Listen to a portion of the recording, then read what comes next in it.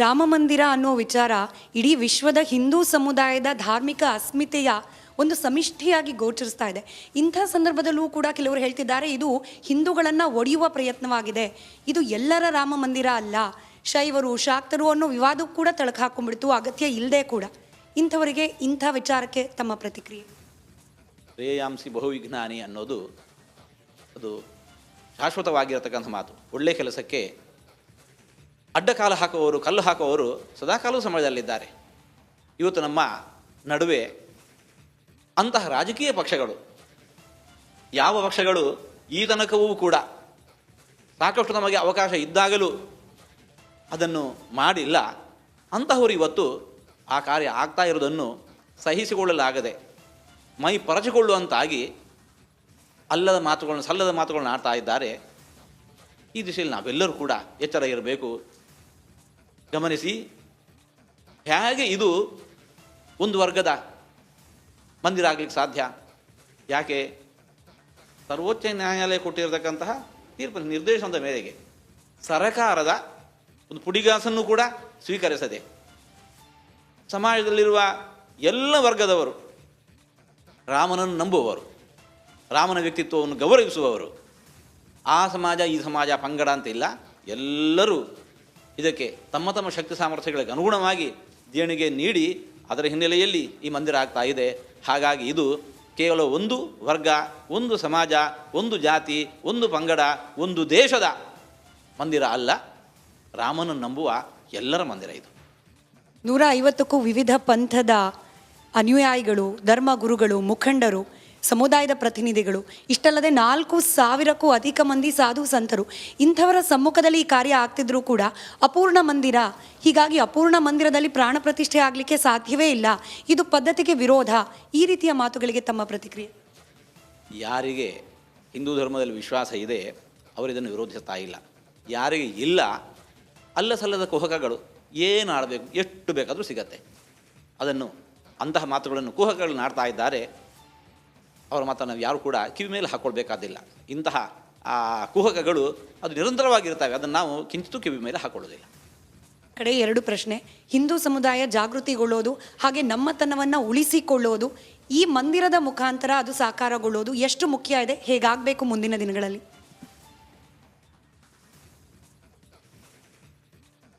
ರಾಮ ಮಂದಿರದ ನಿರ್ಮಾಣ ಕಾರ್ಯವೇ ಪ್ರಪಂಚದ ಉದ್ದಗಲಕ್ಕೆ ಒಂದು ಸಂಚಲನವನ್ನು ಸೃಷ್ಟಿಸಿದೆ. ಅದನ್ನು ನಾವು ನಿರಂತರವಾಗಿ ಉಳಿಸಿಕೊಳ್ಳಬೇಕು. ಇವತ್ತು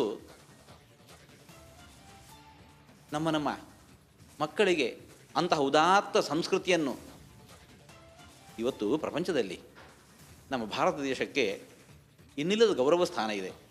ಯಾವ ನೆಲೆಯಲ್ಲಿ? ನಮ್ಮಲ್ಲಿನ ಔದ್ಯೋಗೀಕರಣ, ನಮ್ಮಲ್ಲಿರುವ ಆರ್ಥಿಕ ಸ್ಥಿತಿ, ನಮ್ಮಲ್ಲಿರುವ ಇನ್ಯಾವುದು ರಾಜಕೀಯ ಗಟ್ಟಿತನ, ಇದು ಯಾವುದಕ್ಕೂ ಅಲ್ಲ.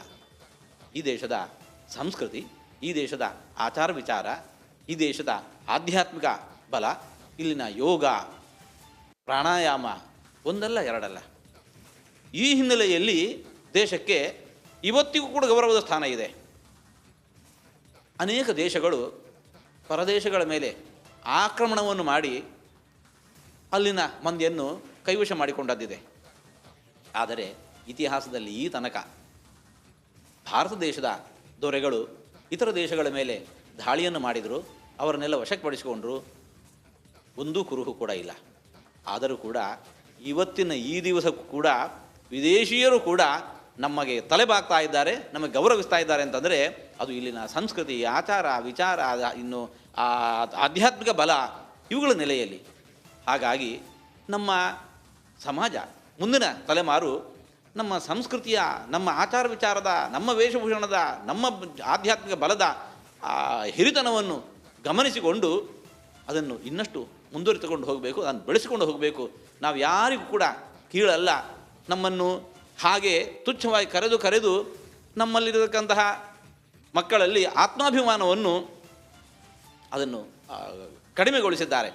ಆದರೆ ಇವತ್ತು ನಮ್ಮ ಪ್ರಧಾನಿಯವರು ಇಂತಹ ಒಂದು ಪ್ರಧಾನಿ ನಮಗೆ ದೊರೆತದ್ದರಿಂದಾಗಿ ಜಗತ್ತು ಜಗತ್ತು ಜಗತ್ತು ಇವತ್ತು ನಮ್ಮತ್ತ ಕಣ್ಣೆತ್ತಿ ನೋಡ್ತಾ ಇದೆ, ತಲೆಬಾಗಿ ನಮಿಸ್ತಾ ಇದೆ.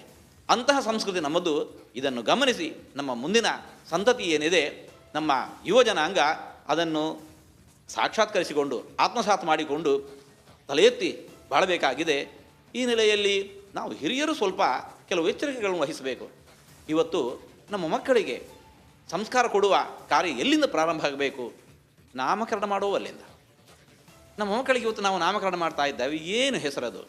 ಏನೋ ಒಂದೆರಡು ಅಕ್ಷರ 3 ಅಕ್ಷರ ಆದರೆ ಸಾಕು, ಅರ್ಥಶೂನ್ಯವಾಗಿರತಕ್ಕಂತಹ ಶಬ್ದಗಳನ್ನು ಮಕ್ಕಳಿಗೆ ಹೆಸರನ್ನಾಗಿ ಇಡ್ತಾ ಇದ್ದೇವೆ.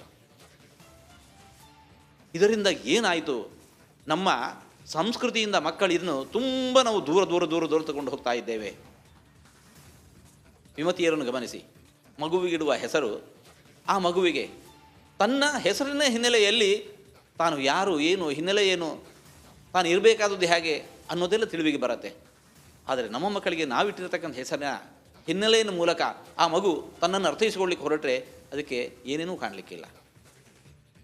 ನಮಗೇನು ಹೆಸರಿಗೆ ಕೊರತೆ? ಒಂದಲ್ಲ ಎರಡಲ್ಲ, ಅಷ್ಟಾದಶ ಪುರಾಣಗಳಿದ್ದಾವೆ, ಅಷ್ಟೇ ಮತ್ತು ಉಪಪುರಾಣಗಳಿದ್ದಾವೆ, ಮಹಾಭಾರತ ಇದೆ, ರಾಮಾಯಣ ಇದೆ, ವೇದಗಳಿದ್ದಾವೆ. ವಿಪುಲವಾದ ಸಾಹಿತ್ಯದಲ್ಲಿ ಬರುವಂತಹ ಹೆಸರುಗಳ ಬೆಸ್ಟ್. ನಮ್ಮ ಮಕ್ಕಳಿಗೆ ಆ ಹೆಸರುಗಳನ್ನು ಇಡೋಣ.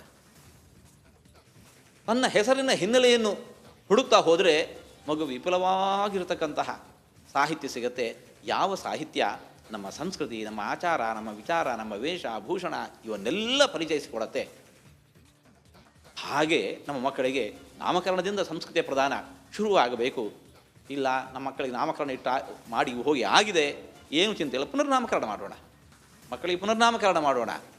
ಅದಲ್ಲ ಅಂತ ಆದದ್ದಾದರೆ ನಮ್ಮ ಮಕ್ಕಳನ್ನು ಆ ಹೆಸರಿನ ಮೂಲಕ ನಮ್ಮ ಸನಾತನ ಸಂಸ್ಕೃತಿಗೆ, ಆ ಸಂಸ್ಕೃತಿಯ ವೈಭವ, ಆ ಇತಿಹಾಸ ವೈಭವ, ಅದರ ಬಗ್ಗೆ ಪರಿಜ್ಞಾನ ಕೊಡದೆ ಹೋದರೆ ಆಮಿಷಕ್ಕೋ ಬಲಾತ್ಕಾರಕ್ಕೋ ಇನ್ನೊಂದಕ್ಕೋ ಒಳಗಾಗಿ ಮಕ್ಕಳು ನಮ್ಮ ಸಮಾಜದಿಂದ ಹೊರಗೆ ಹೋಗ್ತಾ ಇದ್ದಾರೆ.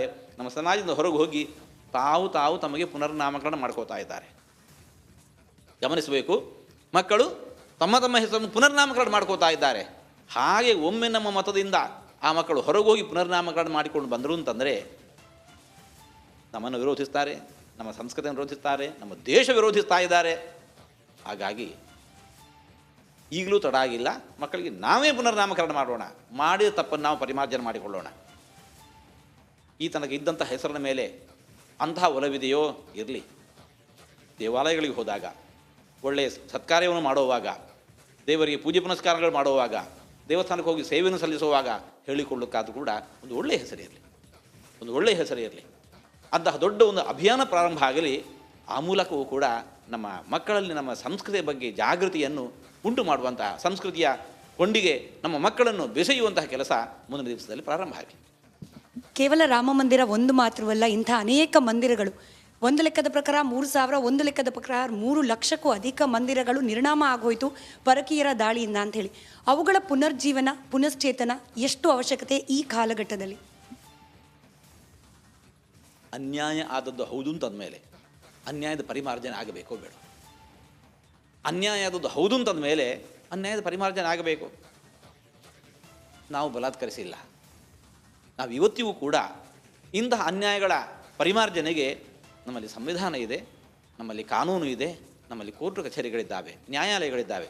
ನಾವು ಅವಶ್ಯವಾಗಿ ಆ ನ್ಯಾಯಾಲಯಗಳಿಗೆ ನಾವು ಮೊರೆ ಹೋಗ್ತೇವೆ. ಎಷ್ಟು ಸಾಧ್ಯವೋ ಅಷ್ಟು. ನಮಗೆ ವಿಶ್ವಾಸ ಇದೆ, ನಮಗೆ ನಂಬಿಕೆ ಇದೆ, ನಮ್ಮ ಸಂವಿಧಾನದ ಮೇಲೆ, ನಮ್ಮ ಕಾನೂನಿನ ಮೇಲೆ ನಮಗೆ ವಿಶ್ವಾಸ ಇದೆ.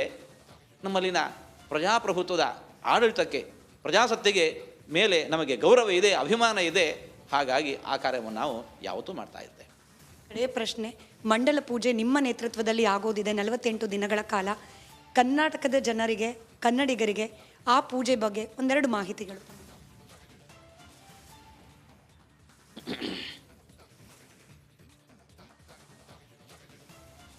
ವೈದ್ಯರ ಕೆಲಸ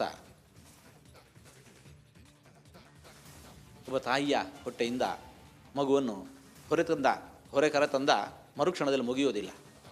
ಆ ಮಗುವಿನ ಜವಾಬ್ದಾರಿ ಅದು ದೃಢವಾಗಿ ಬೆಳೆಯೋ ತನಕ ಸಾಕಷ್ಟಿದೆ. ಗಿಡವನ್ನು ಭೂಮಿಯಲ್ಲಿ ನೆಟ್ಟ ಮರುಕ್ಷಣ ಎದ್ದುಕೊಂಡು ಹೋದರೆ ಆ ಗಿಡ ಫಲ ಕೊಡೋದಿಲ್ಲ. ಅದಕ್ಕೆ ರಕ್ಷಣೆ ಆಗಬೇಕು, ಅದಕ್ಕೆ ಪೋಷಣೆ ಬೇಕು. ಅದರಂತೆ ಪ್ರಾಣ ಪ್ರತಿಷ್ಠೆ ಮಾಡಿ ಬಂದರೆ ಮುಗಿದು ಹೋಗಿಲ್ಲ. ಅಲ್ಲಿ ಅನೇಕ ಬಗೆಯ ಅನುಷ್ಠಾನಗಳ ಮೂಲಕ ಆ ದೈವಿ ಶಕ್ತಿಯನ್ನು ನಾವು ಅಭಿವೃದ್ಧಿಗೊಳಿಸಬೇಕು. ಆ ನೆಲೆಯಲ್ಲಿ ವೇದೋಕ್ತವಾಗಿ ಪ್ರಾಣ ಪ್ರತಿಷ್ಠೆಯ ಮರುದಿವಸದಿಂದಲೇ ತತ್ವನ್ಯಾಸ, ತತ್ವಹೋಮ, ತತ್ವಕಲಶಾಭಿಷೇಕಗಳು ನಿರಂತರವಾಗಿ ವೈದಿಕ ಮಂತ್ರಗಳಿಂದ ಪೂಜೆ, ಹೋಮ, ಹವನ, ಅಭಿಷೇಕ, ಸಹಸ್ರ ಕಲಶಾಭಿಷೇಕ ಇವೆಲ್ಲ ನಡೆಯುವಂತಹದ್ದು ಇದ್ದಾವೆ. ಆ ಕಾರ್ಯಗಳು ಈ 42 ದಿವಸಗಳಲ್ಲಿ ನಡೀತಾವೆ. ಆ ಮೂಲಕ ಪ್ರಪಂಚದಾದ್ಯಂತ ಬರುವ ಮಂದಿಗೆ ಆ ಕ್ಷೇತ್ರದಲ್ಲಿ ಸನ್ನಿಧಾನದ ಅಭಿವೃದ್ಧಿಯ ಮೂಲಕ ಯಾಕೆ ಮಂದಿ ಬರ್ತಾರೆ? ರಾಮನ ಅನುಗ್ರಹವನ್ನು ಬಯಸಿ. ಆ ಸನ್ನಿಧಾನ ಬಲವಾಗಿದ್ದಷ್ಟು ಭಕ್ತರ ಆ ಕೋರಿಕೆಗಳೆಲ್ಲ ಈಡೇರ್ತಾವೆ, ಆ ಅನುಗ್ರಹ ಸಾಧ್ಯ ಆಗತ್ತೆ. ಆ ಬಲವನ್ನು ತುಂಬುವ ಪ್ರತಿಮೆಯಲ್ಲಿ ಆ ಭಗವಂತನ ಸನ್ನಿಧಾನವನ್ನು ಬಲಗೊಳಿಸುವ, ದೃಢಗೊಳಿಸುವ ನೆಲೆಯಲ್ಲಿ ಈ 42 ದಿವಸಗಳ ಮಂಡಲ ಪೂಜೆ ವಿಶೇಷವಾಗಿ ನಡೆಯುತ್ತೆ. ಧನ್ಯವಾದ. ರಿಪಬ್ಲಿಕ್ ಕನ್ನಡದ ಮೂಲಕ ಕನ್ನಡಿಗರಿಗೆ ಅಯೋಧ್ಯೆಯ ನೆಲದಿಂದ ನಿಮ್ಮ ಹಿತವಚನಗಳು ಹಾಗೆ ರಾಮ ಮಂದಿರದ ಪ್ರಾಮುಖ್ಯತೆ ಬಗ್ಗೆ ಕೇಳುವ ಅವಕಾಶ ಸಿಕ್ತು. ಮತ್ತೊಮ್ಮೆ ಧನ್ಯವಾದ.